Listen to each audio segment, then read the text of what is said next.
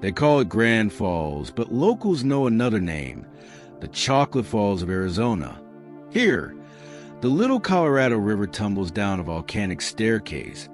Its waters churning thick and brown after desert rains, like liquid stone in motion. Few travelers ever stumble here. Hidden on Navajo Nation land, it lies far from paved highways and postcard trails. The secret? Grand Falls only roars a few times each year, usually in spring when snowmelt or summer monsoons swell the river. Visit too early and you'll find only a dry canyon. Visit the right time and you'll witness a 185-foot cascade taller than Niagara itself. Bring a high-clearance vehicle.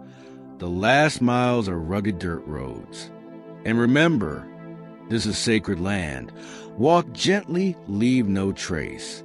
As the sun sets, painting the muddy torrent gold, Grand Falls reminds you, beauty is never guaranteed. It's a gift given briefly to those who wait.